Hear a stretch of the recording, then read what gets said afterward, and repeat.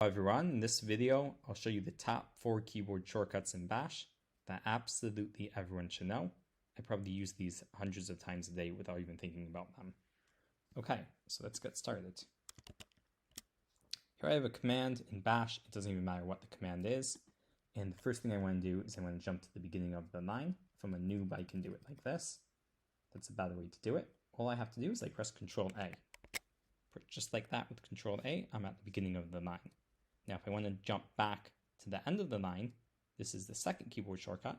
I just press Control E. And just like that, I'm at the end of the line. Now, if I want to go back one word, I press Alt B.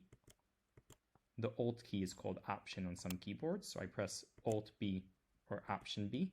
If I want to go forward one word, I press Alt F or Option F. So those are the 4 tips. In summary, tip 1, Control A takes me to the beginning of the line. Control E takes me to the end. Alt B takes me back one word.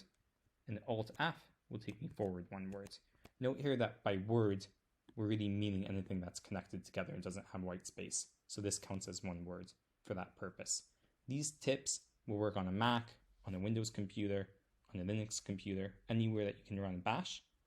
And let me just point out that if you are on a Mac, then you might have to do one additional step here. Let me see if I have that. Here we go. There might be one additional step. You can look up this video, Bash keyboard shortcuts that use Alt do not work on a Mac. There's a quick fix for this. I've run into that a few times.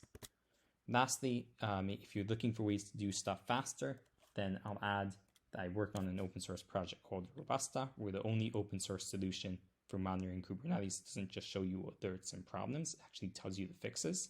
So it's a good way to move faster when alerts come up and to help automate stuff. And let me finally just show you a summary of this, of the different commands, so that you can see this and you have it on screen. Hope you enjoyed this video, trying to cover more basic content I really think everyone who works either with Kubernetes or just with Linux or does anything in Bash should know. So please feel free to suggest content for future videos. The idea for this video came from a suggestion like that. Thank you for watching. Have a wonderful day.